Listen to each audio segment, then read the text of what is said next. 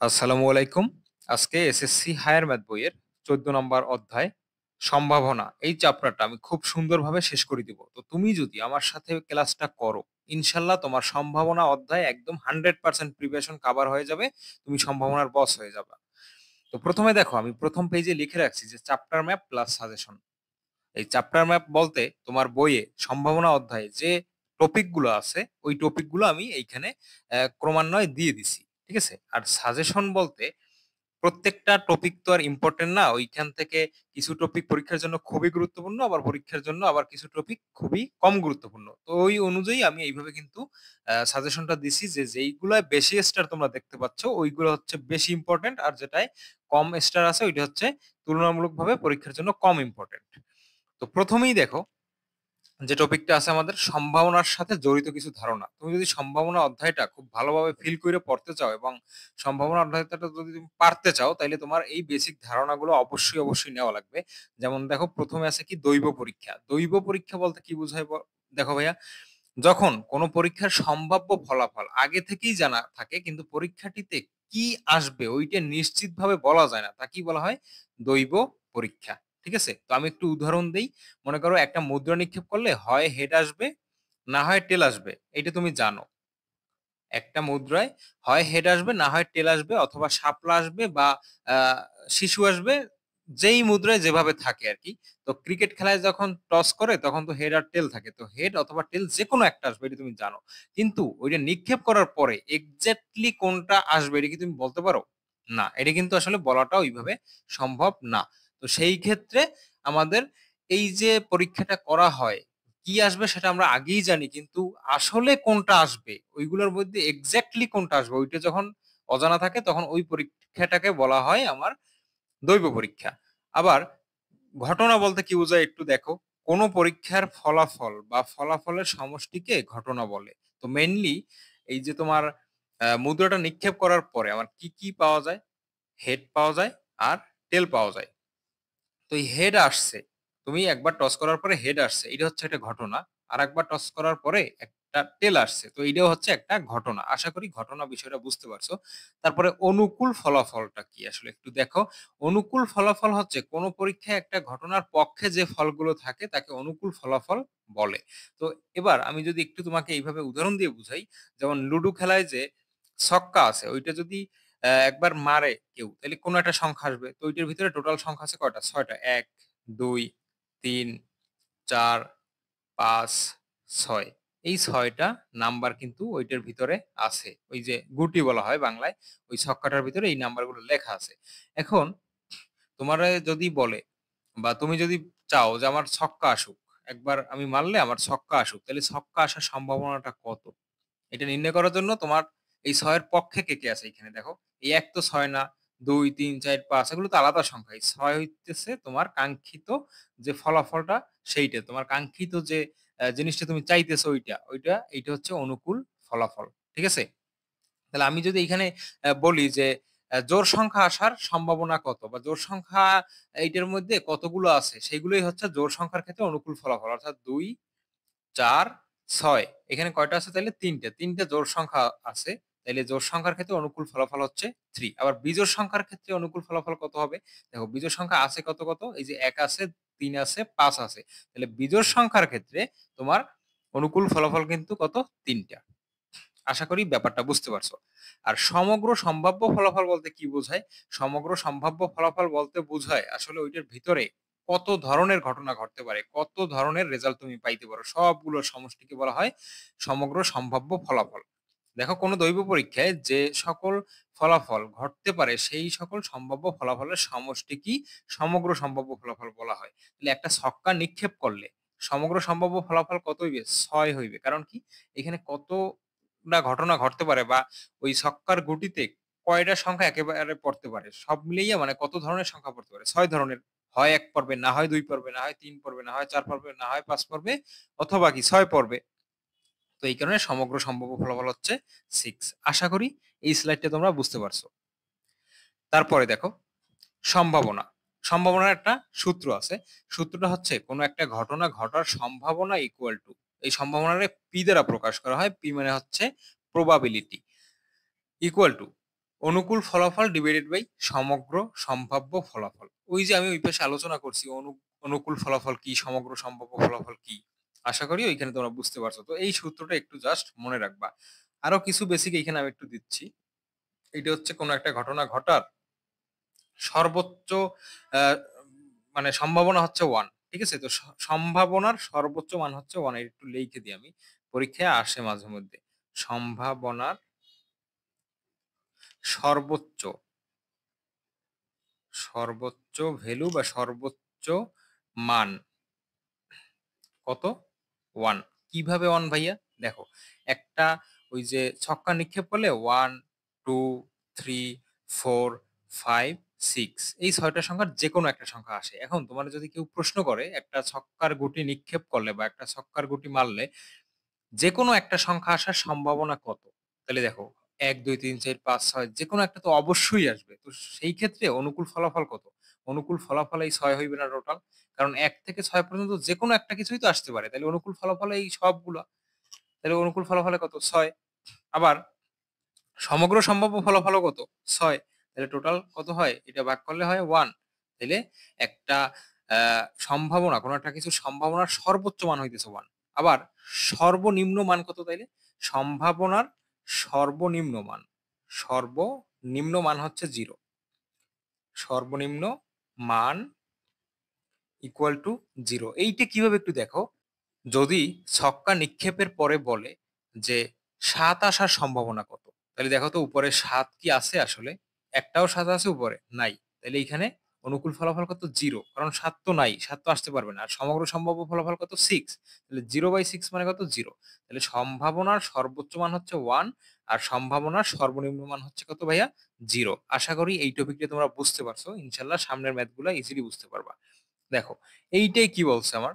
এইটাই বলছে একটা নিরপেক্ষ ছক্কা নিক্ষেপে একটা নিরপেক্ষ ছক্কা নিক্ষেপে জোড় সংখ্যা আসার সম্ভাবনা কত? তাহলে একটা ছক্কা যদি নিক্ষেপ করে কেউ, তাইলে তার আহ, নমুনা বিন্দুগুলো কেমন হবে? মানে কি কি আসতে পারে? 1 আসতে পারে, 2 আসতে পারে, 3 আসতে পারে, 4 আসতে পারে, 5, 6 এগুলা আসতে পারে।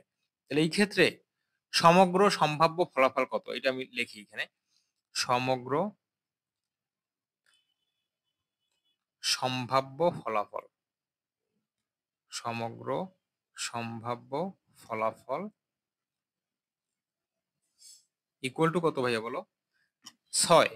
কারণ এই ৬টার যেকোনো একটাই আসতে পারে এবং এই ৬টার বাইরে কিছু আসতে পারে না। তাহলে সমগ্র সম্ভাব্য ফলাফল হচ্ছে ৬। এবার বলছে কি দেখো, জোড় সংখ্যা আসার সম্ভাবনা কত? তাহলে সমগ্র সম্ভাব্য ফলাফল পাইছি। এবার জোড় সংখ্যা কয়টা আছে এখানে? এইটা আমার আইডেন্টিফাই করতে হবে। যে কয়টা আছে ওইটা হচ্ছে আমার অনুকূল ফলাফল। তাহলে এই দেখো, এই একটা জোড় সংখ্যা আছে, ২ একটা জোড় সংখ্যা তোমরা জানো। ৪ একটা জোড় সংখ্যা এটাও তোমরা জানো। ৬ একটা জোড় সংখ্যা এটাও তোমরা জানো। তাইলে এই ক্ষেত্রে আমি বলতে পারি কি অনুকূল ফলাফল। ঠিক আছে ভাইয়া? অনুকূল ফলাফল, অনুকূল ফলাফল কত? ৩। এই। তাইলে সম্ভাবনা P ইকুয়াল টু কি হবে বলো? সম্ভাবনা। জোড় সংখ্যা আসার সম্ভাবনা P ইকুয়াল টু কত হবে বলো? উপরে অনুকূল ফলাফল, নিচে সমগ্র সম্ভাব্য ফলাফল। একটু আগে যেইটা তোমার আমি সূত্রটা দেখাইলাম। তাহলে অনুকূল ফলাফল কত? 3, কারণ ৩ টা আছে জোড় সংখ্যা। আর সমগ্র সম্ভাব্য ফলাফল হচ্ছে কত? 6। তাহলে এইটার অ্যান্সার হচ্ছে এইটা। আশা করি তোমরা বুঝতে পারছো এই অঙ্কটা। তারপরে আরেকটা অঙ্ক দেখো।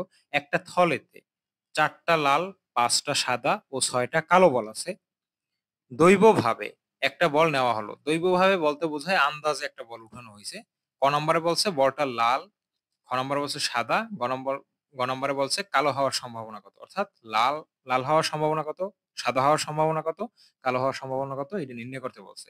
তাহলে আগে আমরা একটু লিখি যে সমগ্র সম্ভাব্য ফলাফল কত? তাহলে একটা থলের ভিতরে বল আছে টোটাল কয়টা? ৯, ৯ আর ৬ কত? ১৫টা। তাহলে একটা ঝুড়ির ভিতরে বা একটা থলের ভিতরে মোট ১৫টা বল আছে। তাহলে ১৫টাই হবে সমগ্র সম্ভাব্য ফলাফল। তাহলে আমি এখানে লিখে ফেলাই। সমগ্র ইকুয়াল টু কত ভাইয়া? এই যে সবগুলো যোগফল ৪ যোগ ৫ যোগ ৬ ইকুয়াল টু কত? ১০ আর ৫ কত? ১৫।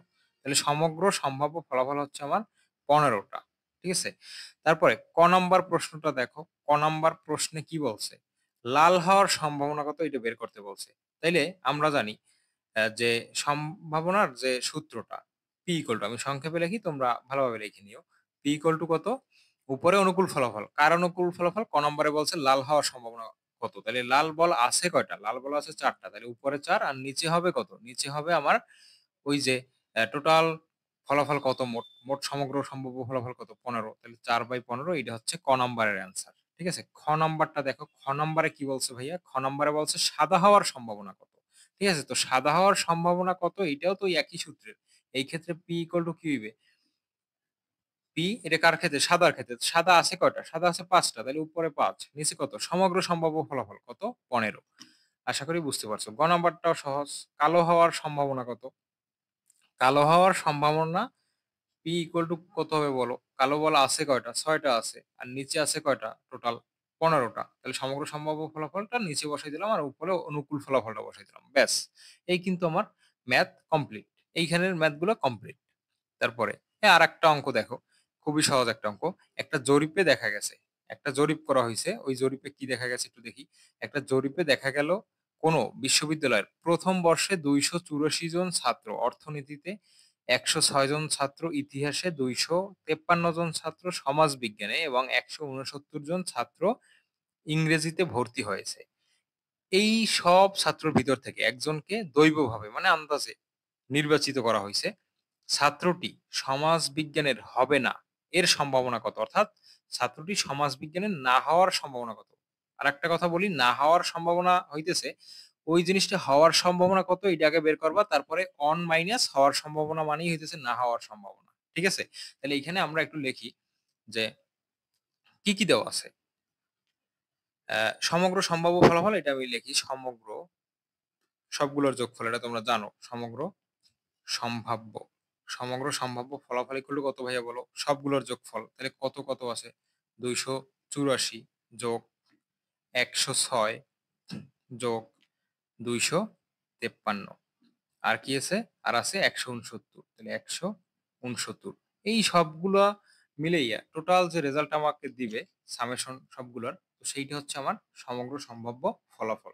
তাহলে ২৮৪ যোগ ১০৬ যোগ ২৫৩ যোগ ১৬৯। তাহলে আমার রেজাল্ট আসছে ৮১২। ঠিক আছে? তাহলে সমগ্র সম্ভাব্য ফলাফল হচ্ছে আমার ৮১২। এবার দেখো কি বলছে? ছাত্রটি সমাজবিজ্ঞানের হবে না। অর্থাৎ ছাত্রটি সমাজবিজ্ঞানের হবে না, এর মানে সম্ভাবনা কত? তাহলে আগে নির্ণয় করবা কি? ছাত্রটি সমাজবিজ্ঞানী হওয়ার সম্ভাবনা কত? তারপর ওইখান থেকে না হওয়ার সম্ভাবনা নির্ণয় করতে পারবা। তাহলে আমরা করি অঙ্কটা, যে সমাজবিজ্ঞানের সমাজ বিজ্ঞানের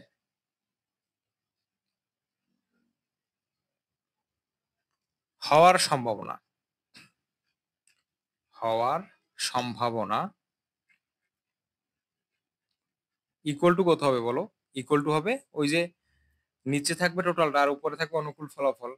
তো নিচে টোটাল সংখ্যা কত? সমগ্র সম্ভাব্য ফলাফল ৮১২ আর উপরে অনুকূল ফলাফল। তো সমাজবিজ্ঞানের অনুকূল ফলাফলের ক্ষেত্রে কত হবে রেজাল্ট? ওই যে যতজন ছাত্র সমাজবিজ্ঞানে দেওয়া আছে ওইটা কত? ২৫৩ জন।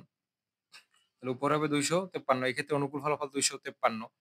তাহলে এটা হচ্ছে হওয়ার সম্ভাবনা। তাহলে আমরা শিখছি কি না হওয়ার সম্ভাবনা। তাহলে সমাজ বিজ্ঞানে না হওয়ার সম্ভাবনা, আমি কমা দিয়ে দিই। সমাজ বিজ্ঞানের না হওয়ার সম্ভাবনা ইকুয়াল টু, মনে রাখবা, 1 মাইনাস হওয়ার সম্ভাবনা।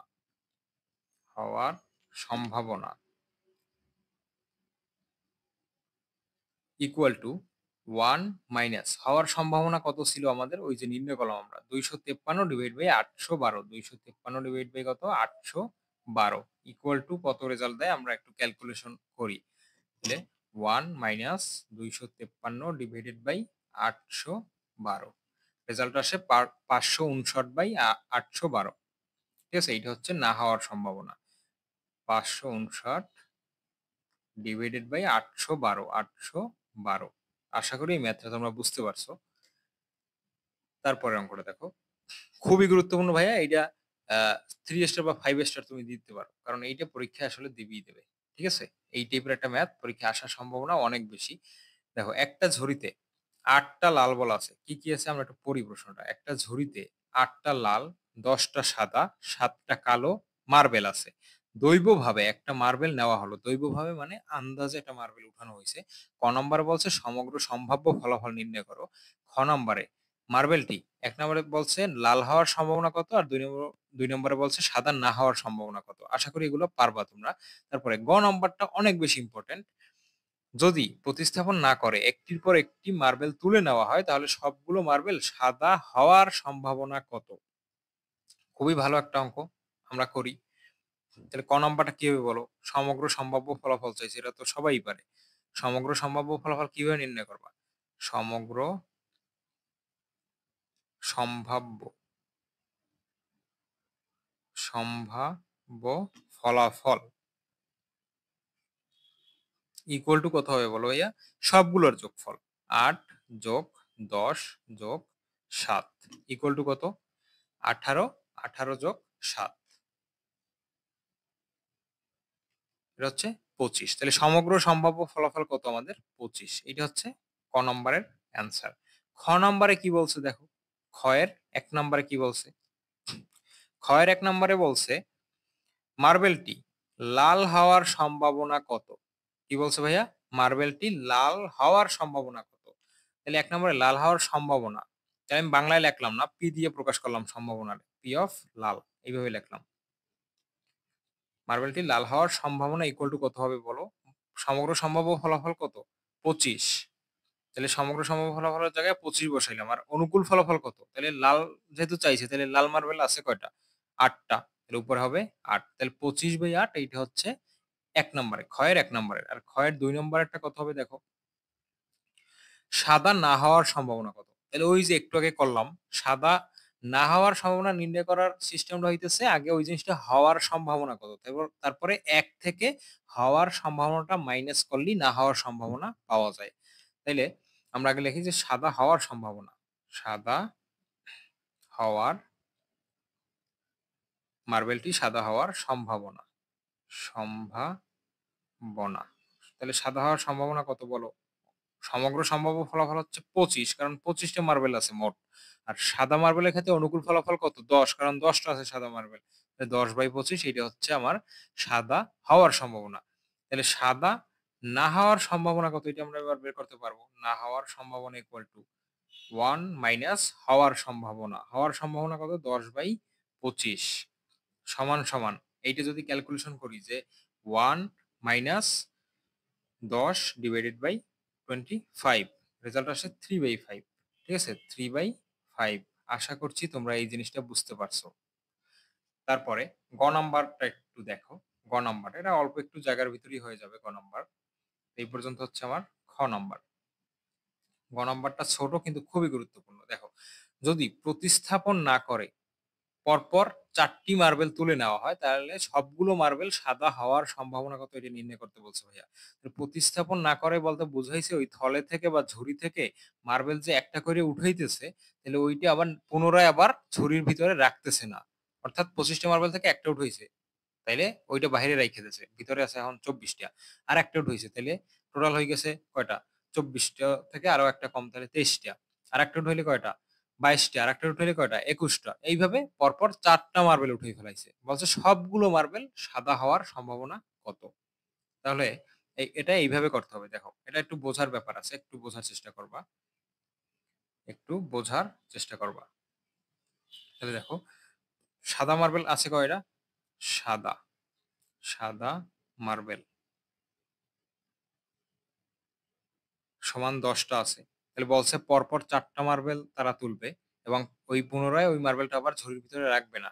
তাহলে সবগুলো পরপর ৪ টি মার্বেল তুললে, পর, পর ৪ টি, ৪ টি মার্বেল তুললে, তুললে সবগুলো, সবগুলো মার্বেল সাদা হওয়ার সম্ভাবনা, সাদা হওয়ার সম্ভাবনা, সম্ভাবনা equal to P equal to, কারণ পি দ্বারা প্রবাবিলিটি বা পসিবিলিটি প্রকাশ করা হয়। পি ইকুয়াল টু কি হবে বলো? প্রথম একটা মার্বেলের ক্ষেত্রে কি হবে আগে এইটা আমরা একটু দেখি। প্রথম মার্বেলটা মনে করো ঝুড়িতে 25টা মার্বেলই আছে, একটা তুলছে। তো আমরা ধরে নিই ওইটি হচ্ছে সাদা। ঠিক আছে? তো উপরে 10, নিচে টোটাল কয়টা? 25টা গুণ। তারপরে আরো একটা মার্বেল যদি তুলে, তাহলে এই সাদা মার্বেল যদি তুলে, তাহলে এই সাদা থেকে একটা কমে যাবে না? তাহলে কমে গেলে উপরে থাকবে কত? 9। তাইলে একটা যেহেতু সাদা মার্বেল কমে গেছে, তাহলে নিচে হবে কত? 25 থেকে একটা কমবে 24টা। তাহলে এখানে হবে 24 গুণ। আরো একটা তুলবে, কারণ পরপর ৪ টা তুলবে। এই হলো একটা তুলছে, এখানে ২ টা, তারপর আরেকটা। তাইলে উপরে থাকে কত? ৮ আর নিচে থাকে কত? আরো একটা কমবে ২৩।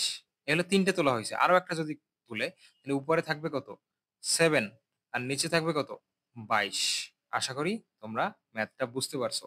জাস্ট এইভাবে করতে হবে এবং এটা করবে এই সময় যে সময় প্রতিস্থাপনের কথা বলবে।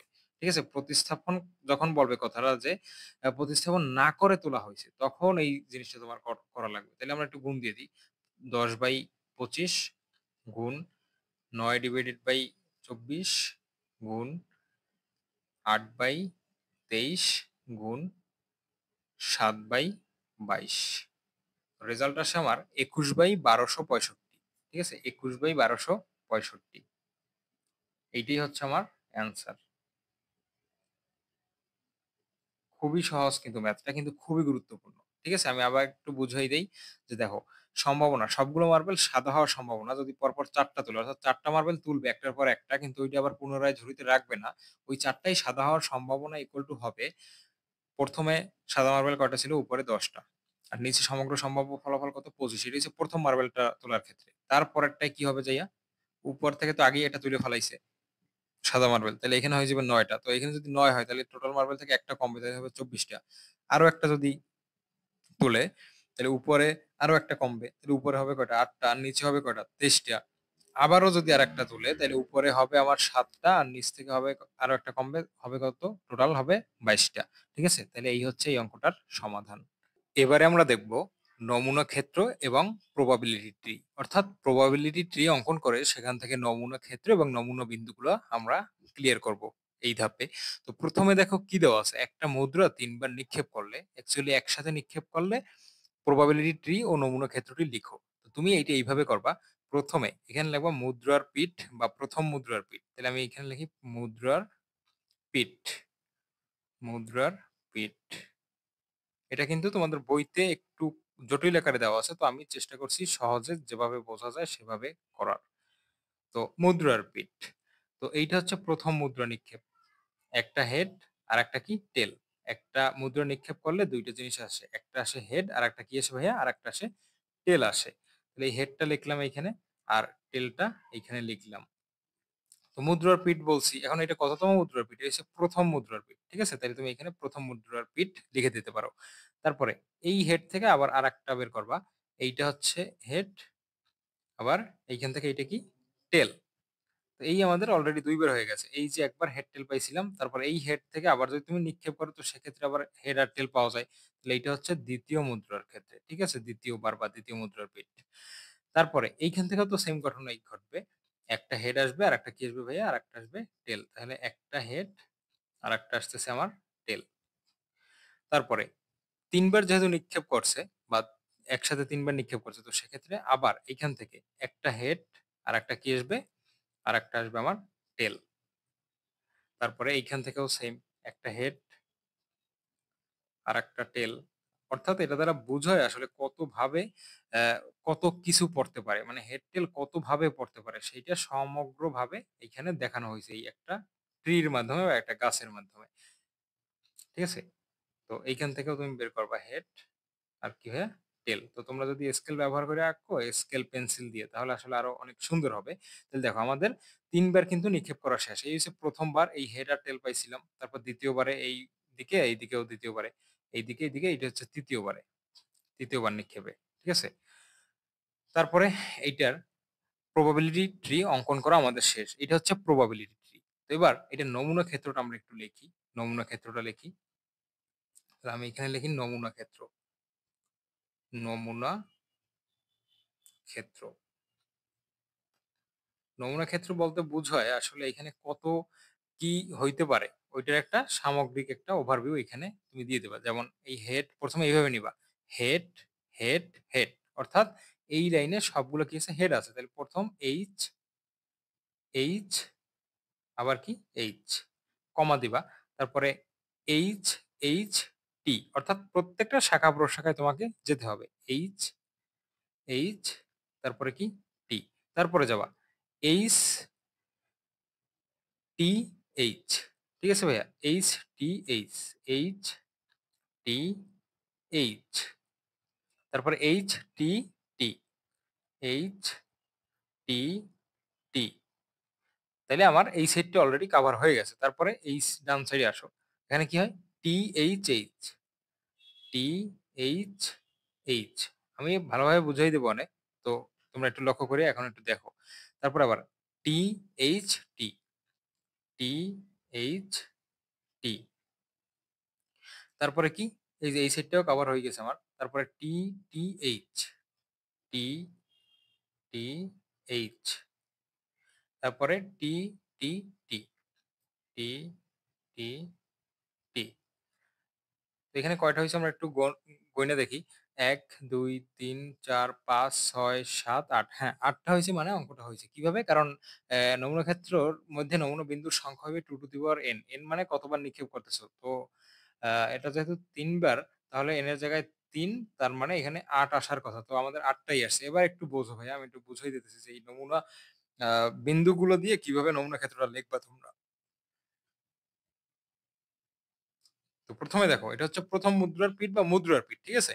তারপর এই মুদ্রার ১ম বার নিক্ষেপ করার পরে একটা হেড আসবে আর একটা কি আসবে? টেল আসবে। তারপরে আবার নিক্ষেপ করলে বা একসাথে নিক্ষেপ করলে আরেকটা হবে কি? এইখানে হেড পড়বে আর কি পড়বে? টেল পড়বে। তারপরে এইটা দিয়ে আবার ২ টা দেবা। একটা হেড আর একটা কি হবে? টেল। এখানেও সেইম, এখানেও সেইম। তারপরে নমুনা ক্ষেত্রটা কিভাবে লিখবা? এই হেড, হেড, হেড এই শাখাটা আমরা নিলাম। তারপরে আরেকটা শাখা আছে না? এই যে এইটা, এই যে এই শাখাটা এইটা নেবা হেড, হেড, টেল। তারপরে নেবা কোনটা? এই দিকের এই শাখা শেষ। তারপরে হেড, টেল, হেড এটা নেবা। তারপরে হেড, টেল, টেল এইটা নেবা। তাইলে আমাদের এই বাম সাইডের এই অংশটা কিন্তু টোটালটাই শেষ। তারপরে এদিক থেকে কিভাবে নেবা? এই যে টেল, হেড, হেড। তারপরে আবার টেল, হেড, টেল। তারপরে টেল, টেল, হেড। টেল, টেল, টেল। অর্থাৎ সবগুলা আ শাখা-প্রশাখা তোমাকে এখানে লিখতে হবে। ঠিক আছে? তো এইভাবে আমি প্রত্যেকটা মাঝখানে কমা দিয়ে লিখলাম। ঠিক আছে? এবং শাখা-প্রশাখার ভিতরে কমা দেওয়া যাবে না। যেমন এইচ, এইচ, এইচ এভাবে না। এইচ, এইচ, এইচ একসাথে তারপরে একটা কমা, তার পরবর্তী শাখা, তার পরবর্তী শাখা এইভাবে তোমার এইটা প্রকাশ করা হয়। তো আমি সামনে ম্যাথ করাবো। তার আগে এই জিনিসটা আসলে বুঝে নেওয়াটা একটু ইম্পোর্টেন্ট আছে। ঠিক আছে ভাইয়া? আশা করি এই বিষয়টা তোমরা বুঝতে পারছো। আর তোমাদের নোট করার দরকার নাই। নোট আমি ইনশাআল্লাহ পিডিএফ আকারে ডেসক্রিপশন বক্সে দিয়ে দিব। তারপর দেখো ছক্কা নিক্ষেপ। তো ছক্কা নিক্ষেপ। ছক্কা বলতে ওই যে লুডু খেলে না? ওইখানে যে ছক্কাটা আছে ওইটা নিক্ষেপ কিভাবে করা হয় বা নিক্ষেপ করলে কি পাওয়া যায় দেখো। তো এখানে হচ্ছে ছক্কার পিঠ, ছক্কার পিঠ। তো হয় ১ পড়বে, না হয় ২ পড়বে, না হয় ৩ পড়বে, না হয় ৪, না হয় ৫, না হয় কি ৬। তাহলে এইভাবে ১, তারপরে ২, তারপরে ৩, ৪, ৫, তারপরে কি ৬। তো এইটা হচ্ছে কিন্তু একটা ছক্কার নিক্ষেপ করলে আসলে কি পাওয়া যায়?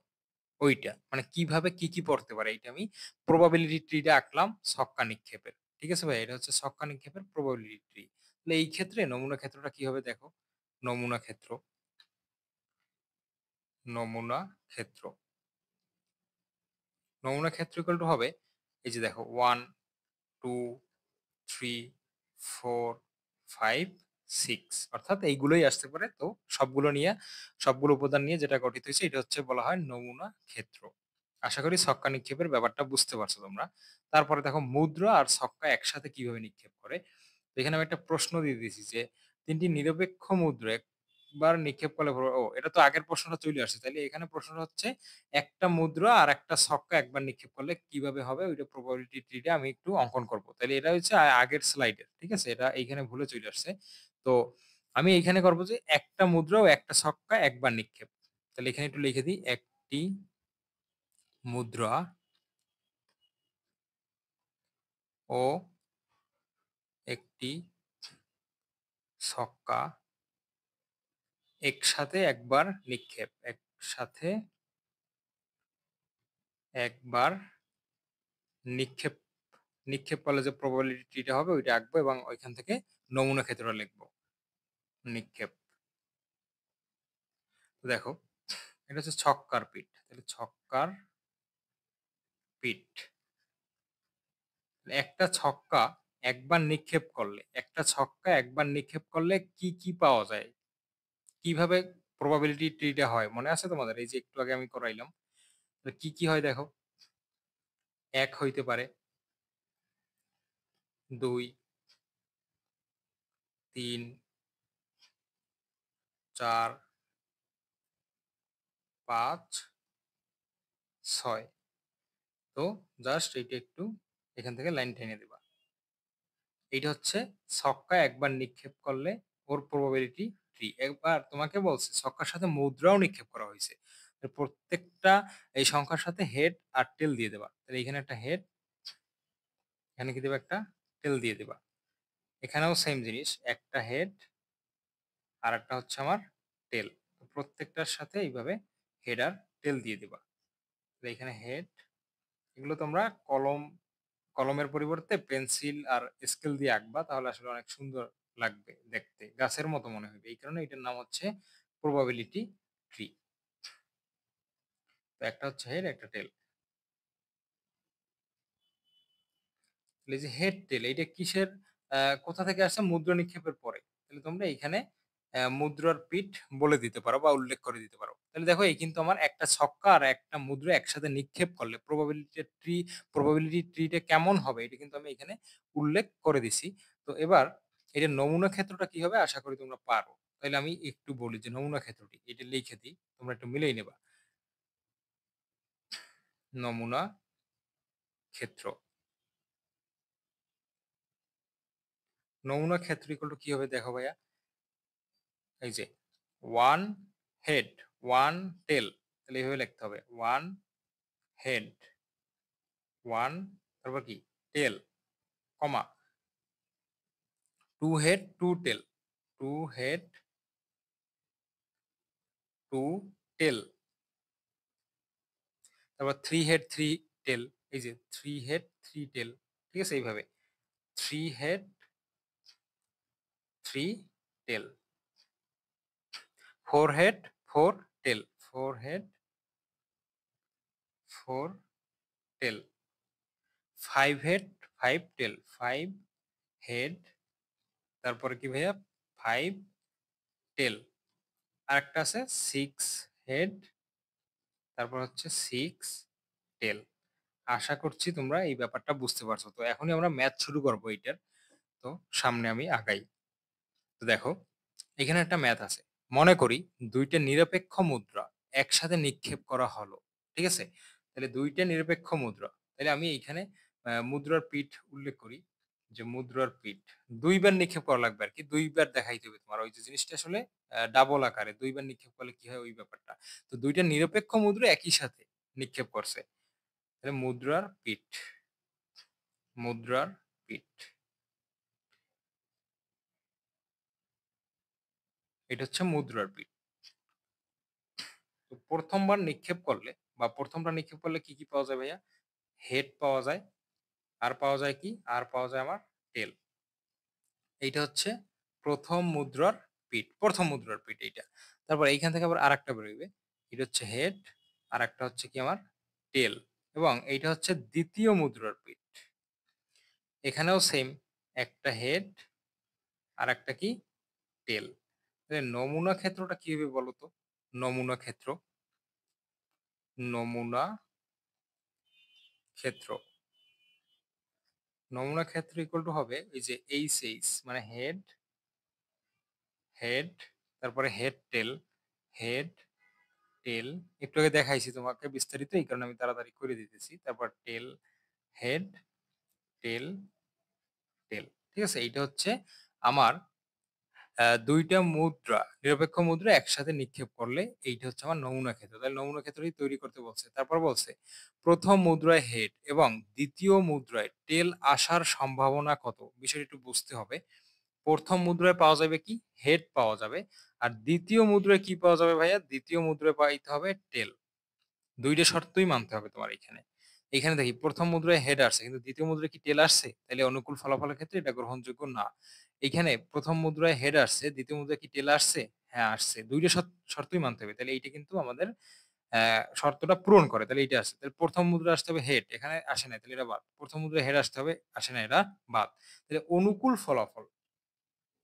অনুকূল ফলাফল কয়টা পাইছি আমি ভাইয়া? একটা পাইছি। তাহলে অনুকূল ফলাফল ইকুয়াল টু কত ভাইয়া? ১। অনুকূল ফলাফল ইকুয়াল টু 1। তারপরে সমগ্র সমগ্র সম্ভাব্য ফলাফল কত? বলো। এই যে কয়টা নমুনা বিন্দু পাইছি নমুনা ক্ষেত্রের ভিতরে? ৪ টা। তাহলে কত? 4। সুতরাং প্রবাবিলিটি কি হবে? যেটা চাইছি ওইটা। তো তোমরা চাইলে ব্র্যাকেটের ভিতরে লিখে দিতে পারো যে ১ম মুদ্রায় H এবং দ্বিতীয় মুদ্রায় T ইকুয়াল টু কি হবে? অনুকূল ফলাফল ডিভাইড বাই সমগ্র সম্ভাব্য ফলাফল। তাইলে আমাদের অনুকূল ফলাফল আছে ১ আর সমগ্র সম্ভাব্য ফলাফল আছে 4। তাহলে এইটাই হচ্ছে আমার এই অঙ্কটার অ্যান্সার। তারপরের অঙ্কটা দেখো। ৩ টি মুদ্রা একবারে একসাথে নিক্ষেপ করছে। ৩ টি নিরপেক্ষ মুদ্রা একসাথে নিক্ষেপ করা হলে প্রবাবিলিটি ট্রি তৈরি করে নমুনা ক্ষেত্রটি দেখাও এবং নিচের ঘটনাগুলোর সম্ভাবনা নির্ণয় করো। তাহলে এইটা তো আমরা ওইখানেই নির্ণয় করছিলাম। মনে আছে? ৩ টে মুদ্রা করলে কি হয় আমি দেখাইছিলাম। এই যে এইটা। ঠিক কিনা ভাইয়া? এইটা দেখাইছিলাম কিনা? এই যে এইটা। ঠিক আছে? এইটা তো দেখাইছিলাম আমি। তো এইখান থেকে কি বলছে আমরা এইখান থেকে নির্ণয় করি। কারণ এইখানে ৩ টি মুদ্রা বা ৩ বার একই কথা। মানে একটা মুদ্রা ৩ বার বা ৩ টি মুদ্রা একই সাথে নিক্ষেপ করলে প্রবাবিলিটি একই জিনিস। তো এইভাবেই হবে। তো এইখানের চিত্রটা আঁকা আছে আমার। তো ওই অঙ্কগুলো আমি এইখানে তোমাদের সলভ করে দিচ্ছি। তো ১ম এ বলছে কি দেখো, কেবল একটা টেল আসার সম্ভাবনা কত? ঠিক আছে? কেবল একটা টেল। তাইলে আমি একটু নমুনা ক্ষেত্রটা একটু লিখে ফেলাই। ওই যে ওইখান থেকে আইনা। নমুনা ক্ষেত্র। নমুনা নমুনা ক্ষেত্র। নমুনা ক্ষেত্রটা কি হবে একটু দেখো। ওই যে ওইখান থেকে আনবো। কারণ কি আমরা আগেই করছি এটা এবং এইখানে হুদাই করে টাইম নষ্ট করতে চাই না। নমুনা ক্ষেত্র। নমুনা ক্ষেত্র ইকুয়াল টু কি ছিল ভাই ওইখানে দেখো। এই যে এইটাই। Head, head, head. তারপরে হেড, হেড, টেল। ঠিক আছে? তারপরে হেড, টেল, হেড এইভাবে আমরা প্রত্যেকটা জিনিস আসলে ওইখানে লিখবো। যাতে আসলে আমরা খুব দ্রুত অঙ্কটা করে ফেলতে পারি। এই জিনিসটা একই জিনিস আবার না আঁকা লাগে ওইখানে। তাইলে আমি এইটা ওইখানে ট্রান্সফার করে দিচ্ছি। এই যে এইখানে আমি নমুনা ক্ষেত্রের ভিতরে নমুনা বিন্দুগুলো দিয়ে দিচ্ছি। Head, head, head. ১ম টা হচ্ছে হেড, হেড, হেড। তারপরেরটা হচ্ছে হেড, হেড, টেল, হেড, হেড, টেল। তারপরেরটা হচ্ছে হেড, টেল, হেড, হেড, টেল, হেড। তারপরে হেড, টেল, টেল, হেড, টেল, টেল। তারপরে টেল, হেড, হেড, টেল, হেড, হেড। তারপরে টেল, হেড, টেল, টেল, হেড, টেল। তারপরে হচ্ছে টেল, টেল, হেড, টেল, টেল, হেড। তারপরেরটা হচ্ছে টেল, টেল, টেল। তো এই কিন্তু আমরা লিখে ফেললাম। এবার আমরা অঙ্কটা করব এবং ইনশাআল্লাহ খুব সহজে করে ফেলবো। তো দেখো কি বলছে ক নম্বরে?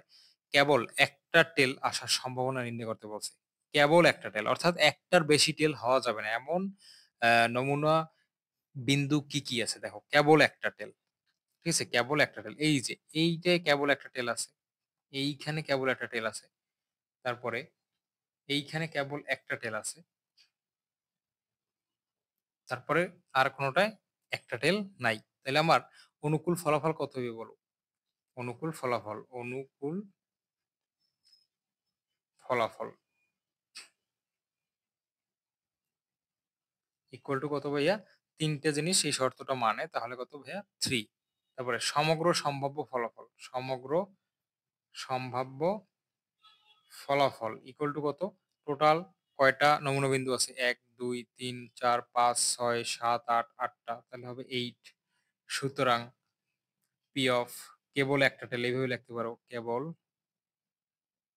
ঠিক আছে? কেবল একটা টেল। এটা ভিতরে এখানে একটু লিখে দিতে পারো। তাহলে আসলে বুঝতে সুবিধা হবে স্যারের। কেবল একটি টেল, একটি টেল ইকুয়াল টু কত হবে বলো? এইটা হবে, নিচে হবে সমগ্র সম্ভাব্য ফলাফল। তাহলে কত? ৮। আর উপরে হবে অনুকূল ফলাফল কত? ৩। তাইলে ৩/৮, 3/8 এইটা হচ্ছে ক নাম্বারের অ্যান্সার। তারপরে ৩টেই হেড আসার সম্ভাবনা কত? ৩টেই হেড। খ নাম্বারে কি বলছে? এটা হচ্ছে ক নাম্বার করছি আমি। খ নাম্বারে বলছে ৩টেই হেড আসবে। পি অফ ৩টাই হেড, ৩টাই হেড। এমন নমুনা বিন্দু কোনটা, কোনটা আছে আমরা একটু দেখি। এই যে এই একটা আছে না? ৩টেই হেড। আর কি কোথাও আছে ৩টেই হেড? না। তাহলে অনুকূল ফলাফল হবে ১ আর সমগ্র সম্ভাব্য ফলাফল ওই যে টোটাল যে কয়টা ছিল ৮। আশা করি বুঝতে পারছো। তারপরে কমপক্ষে একটা টেল আসতেই হবে। ঠিক আছে? কমপক্ষে একটা টেল। বেশিও আসতে পারবে। কমপক্ষে একটা টেল। তাইলে এর মধ্যে কোনটায়, কোনটায় কমপক্ষে একটা টেল আছে? আমি একটু এগুলো মুছে দেই। কমপক্ষে একটা টেল আছে কোনটায়, কোনটায় দেখো? এখানে হেড, হেড, হেড ছিল। হেড। কমপক্ষে একটা টেল আছে। এটা কি ছিল ভাইয়া? এটা ছিল হেড, হেড, টেল। এটা হেড ছিল। কমপক্ষে একটা টেল কোনটায়, কোনটায় আছে দেখো? এইটার ভিতরে কিন্তু একটা টেল আছে। অন্তত একটা থাকতেই হইবে। তো এইটার ভিতরে একটাও টেল নাই, এটা বাদ। এটার ভিতরেও কমপক্ষে একটা আছে, এটাও নেওয়া যাবে। এটাও নেওয়া যাবে। তারপর এটাও তো একটা আছে কমপক্ষে, এটাও নেওয়া যাবে। এটাও কমপক্ষে একটা আছে, এটা ২ টা আছে ঠিক আছে, কিন্তু একটার তো বেশি আছে। তাহলে নেওয়া যাবে। এটাও নেওয়া যাবে, এটাও নেওয়া যাবে। কারণ কি বলছে? কমপক্ষে একটা টেল পাওয়ার সম্ভাবনা। তাহলে টেল পাইতেই হবে, কিন্তু একটার নিচে টেল পাওয়া যাবে না। ঠিক আছে? তাহলে একটার নিচে টেল মানে কি? ০টা টেল। তাহলে কোনটায় কোনো টেল নাই বা ০ টা টেল আছে? এই যে ১ম টা, তাহলে এইটা বাদ। এইটা বাদে বাকি সবগুলো হচ্ছে অনুকূল ফলাফল। তাহলে পি অফ কমপক্ষে একটাই টেল পাওয়া যাবে এমন সম্ভাবনা। এটা হচ্ছে খ নাম্বার আর এটা হচ্ছে গ নাম্বার। তাহলে এইটার সম্ভাবনা হবে কত ভাইয়া বলো? কমপক্ষে একটা টেল আছে ৭ টা আ নমুনা বিন্দুতে। তাইলে অনুকূল ফলাফল আমার ৭ আর সমগ্র সম্ভাব্য ফলাফল হবে ৮। তাহলে এই ম্যাথটা কিন্তু আমাদের কমপ্লিট। আশা করি ব্যাপারটা বুঝতে পারছো। তারপরে দেখো, একটা নিরপেক্ষ ছক্কা ও একটা মুদ্রা একবার নিক্ষেপ করা হলে প্রবাবিলিটি ট্রি অঙ্কন করে নমুনা ক্ষেত্রটা লেখা লাগবে এবং ছক্কায় আ পাস এবং মুদ্রায় এইচ আসার সম্ভাবনা কত? মনে রাখবা এবং দ্বারা যদি কোনো কিছু দেওয়া থাকে তাহলে মনে করবা যে এবং এর আগে পরে ২ টেই সূত্র মানা লাগবে। ঠিক আছে? ২ টি সূত্রই মানতে হবে। তাহলে এইখানে ছক্কাটা আমি আঁকি। তার সাথে আমার কি আঁকতে হবে? মুদ্রা। তাহলে ছক্কা। এই ছক্কার পিঠ হচ্ছে কয়টা? ৬ টা। ঠিক আছে? ৬ টা বিন্দু ছক্কার ক্ষেত্রে আসতে পারে। কি, কি একটু দেখো। ১ আসতে পারে, ২ আসতে পারে, ৩ আসতে পারে, ৪ আসতে পারে, ৫ আসতে পারে আর ৬ আসতে পারে। ঠিক আছে? তো এবার ওই যে ছক্কার থেকে এই প্রত্যেকটা আসলে তুমি লাইন টাইনা মিলাই দেবা যাতে একটা গাছের মতো লাগে। এটা মিলাইলাম আমি, এইটা মিলাইলাম, এইটা। এভাবে করে তোমরা সুন্দরভাবে স্কেল দিয়ে মিলাই দিবা। তাহলে আমার ছক্কার ক্ষেত্রে কাজটা শেষ। এবার এর সাথে একটা মুদ্রাও নিক্ষেপ করছে একবার। তো এইখান থেকে একটা হেড আর একটা কি? টেল। আবার হেড, টেল। এটা কোনটা থেকে? এই যে ২ থেকে। এই যে এই থেকে। তারপরে এই ৩ এর জন্য একটা হেড আর একটা কি ভাইয়া? আরেকটা হচ্ছে টেল। এভাবে যুক্ত করে দেবা।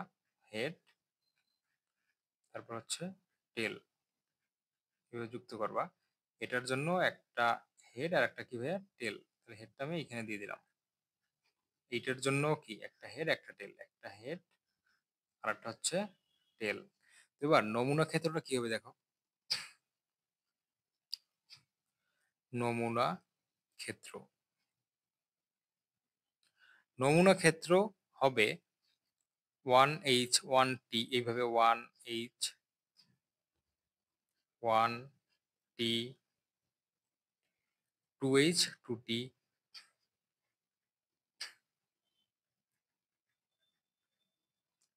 3h 3t, তারপরে সেম ভাবে 4h। এটা কিভাবে লেখে এটা তো আমি আগেই শিখিয়েছি তোমাদের। 4t, 5h 5t, তারপরে 6h, আর কি ভাইয়া 6t। আশা করি ব্যাপারটা এই পর্যন্ত বুঝতে পারছো। এবার দেখো প্রশ্নে চাইছে কি আমার, ছক্কায় আসতে হবে 5, মুদ্রায় আসতে হবে h। ছক্কায় 5 আসে কোনটায় এবং মুদ্রায় h আসে কোনটায়, এই দুইটা শর্তই মানতে হবে। ছক্কায় 5, মুদ্রায় h, এইটা কি নেওয়া যাবে না? মুদ্রায় তো আমার, ছক্কায় তো আমার আসে 4 আর মুদ্রায় h আসে, ঠিক আছে, কিন্তু ছক্কায় তো 4 আসে, কিন্তু 4 আসলে তো হবে না, বলছে ছক্কায় আসতে হবে 5 এবং মুদ্রায় আসতে হবে হেড বা h। তাহলে এই শর্তটা কিন্তু আমার এই যে এই নমুনা বিন্দুটা ফুলফিল করে, তাহলে আর কোনোটা কিন্তু এটা মেনে চলে না। তাহলে অনুকূল ফলাফল কত? অনুকূল ফলাফল হচ্ছে 1। অতএব পি অফ, বলবা যে ছক্কায় 5 এবং মুদ্রায় হেড আসার সম্ভাবনা ইকুয়াল টু কি হবে? অনুকূল ফলাফল কত বলো? 1, কারণ একটা উপাদানই এই শর্তটা মানে। তাহলে অনুকূল ফলাফল হচ্ছে 1, আর সমগ্র সম্ভাব্য ফলাফল কত? 1 2 3 4 5 6 7 8 9 10 11 12 12। তো 1/12 এইটা হচ্ছে এই অঙ্কটার অ্যান্সার। তারপর একটা টপিক দেখো, পথের অঙ্ক। এই পথের অঙ্ক বলতে বুঝাইছি আমি, ওই যে তোমাদের বইতে অঙ্ক দেওয়া আছে না, যে ঢাকা থেকে খুলনা বাসে, খুলনা থেকে রাজশাহী ট্রেনে নয়, এর সম্ভাবনা কত? এই টাইপের যে ম্যাথগুলো, এগুলো কিন্তু খুবই গুরুত্বপূর্ণ ভাইয়া, ঠিক আছে? এইগুলো তোমার আহ, শিখতে হবে এবং পরীক্ষায় এগুলো আসে, প্রায় আসে। তো আমি খুব সুন্দরভাবে শিখাবো ইনশাল্লাহ, ধৈর্য সহকারে অপেক্ষা করো। দেখো, একজন লোকের ঢাকা হতে খুলনায়, ঢাকা হতে খুলনায় বাসে যাওয়ার সম্ভাবনা এত, খুলনা হতে রাজশাহী ট্রেনে যাওয়ার সম্ভাবনা এত, লোকটি খুলনায় বাসে এবং রাজশাহী ট্রেনে না যাওয়ার সম্ভাবনা কত? প্রবাবিলিটি ট্রি অঙ্কনের মাধ্যমে ব্যাখ্যা করতে হবে, ঠিক আছে? তো একটু দেখো, তো শুরু করছে কোথা থেকে যাত্রা? ঢাকা থেকে, ঠিক আছে? কোথা থেকে ভাই শুরু করছে যাত্রা? যাত্রা শুরু করছে আমার ঢাকা থেকে। তাহলে এই যে ঢাকা হতে, তাহলে এইটা লিখবা শুরুতে, যেখান থেকে শুরু করছে সেইটারে এইখানে লিখবা ঢাকা। ঢাকা থেকে প্রথমে কোথায় গেছে? খুলনায়। বাসে গেছে, বাসে যাওয়ার সম্ভাবনা হচ্ছে 2/5। বাসে যাওয়ার সম্ভাবনা কত? 2/5। তাহলে এখানে লিখবা খুলনা,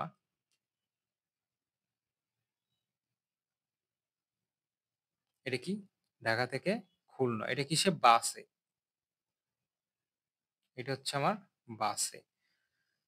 কত সম্ভাবনা এটার? 2/5, 2/5। তারপরে এইখানে আবার খুলনা লিখবা। কেন? কারণ ওই যে বাসে নয়, আবার কি লিখবা? খুলনা। তো এই সম্ভাবনাটা দেওয়া আছে বাসে যাওয়ার সম্ভাবনা ঢাকা থেকে। আর এইখানে ৩ লাগবে, এখানেও খুলনা, কিন্তু এই পথটা হবে বাসে নয়। এটা কি হবে ভাইয়া? এটা হবে বাসে নয়। বাসে নয়। তাহলে বাসে যাওয়ার সম্ভাবনা যদি 2/5 হয়, তাহলে বাসে না যাওয়ার সম্ভাবনা কত হবে? ওই যে 1 মাইনাস হওয়ার সম্ভাবনা। তাহলে 1 থেকে এই বাসে যাওয়ার সম্ভাবনাটা বাদ দিলেই যেটা পাওয়া যাবে, ওইটা হচ্ছে বাসে না যাওয়ার সম্ভাবনা। এটা তোমাদের বলছিলাম আমি শুরুতেই। তাহলে বাসে না যাওয়ার সম্ভাবনাটা কিভাবে বের করবা? বাসে নয়, এই সম্ভাবনাটা হবে 1 মাইনাস 2/5। তাহলে এইটার রেজাল্ট কত দেয় বলো? এটার রেজাল্ট দেয় আমার 3/5। তাহলে এখানে তুমি 3/5 লিখে দেবা, 3/5। তাহলে এটা হচ্ছে আমার ঢাকা থেকে সে খুলনা গেছে, ঠিক আছে, বাসে। আর বাসে নয় কত সেটা আমরা নিজেরা বের করে রাখছি, কারণ কি ম্যাথে লাগতে পারে পরে। তারপরে খুলনা থেকে কি করছে? খুলনা থেকে রাজশাহী গেছে, ঠিক আছে? রাজশাহী, খুলনা থেকে কোথায়? রাজশাহী। তাহলে যতগুলো খুলনা আছে তার পাশে রাজশাহী ট্রেনে, ট্রেনে নয়, ট্রেনে, ট্রেনে নয়, এইভাবে লিখতে হবে। তাহলে এখান থেকে আছে রাজশাহী, রাজশাহী। এইটা হচ্ছে কি? ট্রেনে। আর এখানে যেটা লিখবো এটা হচ্ছে ট্রেনে নয়, রাজশাহী, রাজশাহী। এইটা কি ভাইয়া? এটা হচ্ছে ট্রেনে, ঠিক আছে? ট্রেনে যাওয়ার সম্ভাবনা দিয়ে দিছে 5/8। তাহলে এটা এই পথটা কিসের? ট্রেনের। আমি এখানে একটু লিখে দিই, ট্রেনে। তাহলে ট্রেনে যাওয়ার সম্ভাবনা কত যেটা দিয়ে দিছে? 5/8। 5 ডিভাইড বাই কত ভাইয়া? 8। তাহলে এইখানে যেটা আছে এইটা কি? ট্রেনে নয়। কিভাবে নির্ণয় করে? ওই যে 1 থেকে ওইটা মাইনাস দিলেই বের হয়ে যাবে। ট্রেনে নয়। ট্রেনে নয় এর সম্ভাবনা কত? মানে ট্রেনে না যাওয়ার সম্ভাবনা কত? 1 মাইনাস 5/8। এইটা দিলে কত আসে দেখো, 1 মাইনাস 5/8, এটা আসে 3/8। ঠিক আছে ভাইয়া, 3/8 আসে, 3/8। তারপরে তো এখানে তুমি একটু বক্স করে দিতে পারো রাজশাহী। তারপরে ওইখান থেকে ওই যে খুলনা যে বাসে যায় না সেখান থেকেও আবার এটা কল্পনা করতে হবে। এখানে দেবা রাজশাহী, অন্য কালি ইউজ করি। আহ এখানে দেবা রাজশাহী, রাজশাহী,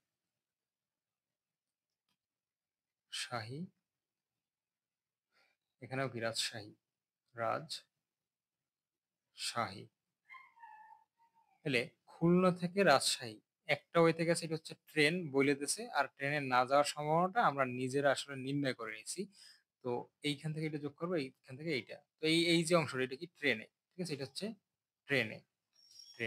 ট্রেনে যাওয়ার সম্ভাবনাটা কত, এই যে ওইখানে আমরা আগেই নির্ণয় করছি বা দেওয়াই আছে 5/8, তাহলে উপরে 5, নিচে 8। আর খুলনা থেকে রাজশাহী, এই যে এই পথটা খুলনা থেকে রাজশাহী ট্রেনে না না যাওয়ার সম্ভাবনা, বা ট্রেনে 9, এইটার সম্ভাবনা কত, ওই যে নির্ণয় করছিলাম 3/8, তাহলে এখানে 3/8 লিখবো, কারণ খুলনা থেকে রাজশাহী তো একই পথ। ঠিক আছে, দুই ভাবে কল্পনা করছি, কারণ সে কোথা থেকে কোথায় আসতেছে এটা আমাদের প্রশ্নে বলে দিবে, ওই অনুযায়ী আমাদের পথটা নিতে হবে। তো দেখো বলছে, প্রশ্ন করছে লোকটি, খুলনায় বাসে এবং রাজশাহী ট্রেনে না যাওয়ার সম্ভাবনা কত, এই বিষয়টা একটু খেয়াল রাখো। ঢাকা থেকে খুলনায় বাসে, রাজশাহী ট্রেনে না যাওয়ার সম্ভাবনা, অর্থাৎ কোন পথটা চাইছে আমি একটু তোমাদের বুঝাই দিচ্ছি। দেখো এই পথটা চাইছে, ঢাকা থেকে খুলনায় বাসে বলছে, তাহলে এই যে এইটা খুলনা পর্যন্ত বাসে আসছে। তারপর কি, এই পথটা আগেই বাদ দিয়ে দেবা, এই যে পথটা আছে না ভাইয়া, এই পথটা আগেই বাদ, কারণ কি ঢাকা থেকে খুলনা এখানে বাসে বলছে, যদি বলতো ঢাকা থেকে খুলনা বাসে নয় তাইলে আমরা এই পথটা নিতাম। তো এখন যেহেতু বলছে ঢাকা থেকে খুলনা বাসে, তাইলে অপর পথটা আমার অটোমেটিক, এটা আমরা বাদ দিয়ে দেবো। এই অংশটা আমরা কি করবো ভাইয়া, এই অংশটা আমরা এখন বাদ দিয়ে দেবো এই অঙ্কের জন্য। কারণ কি, কারণ আমাদের বলছে ঢাকা থেকে খুলনা বাসে, বাসে যাওয়ার সম্ভাবনা 2/5। তারপর বলছে কি, রাজশাহী ট্রেনে না যাওয়ার সম্ভাবনা, অর্থাৎ খুলনা থেকে তো আবার রাজশাহী গেছে ট্রেনে অথবা ট্রেনে 9, তাহলে আমাদের চাইছে ঢাকা থেকে খুলনায় বাসে, খুলনা থেকে এই পথ ধরে নাই, ও ধরছে কিন্তু ট্রেনে 9 যে পথটা, ওই পথটা, অর্থাৎ এই যে পথটা আমি মার্ক করছি না এই সাইডে, এই পথটা আমার, এই যে এই পথটা, ঠিক আছে, এই পথটা আমার যাওয়ার সম্ভাবনাটা নির্ণয় করতে বলছে, ঠিক আছে, প্রবাবিলিটি ট্রির সাহায্যে। তাহলে এখানে লিখবা পি অফ খুলনা বাসে, খুলনা বাসে, তারপর কি, রাজশাহী ট্রেনে 9, রাজশাহী ট্রেনে 9।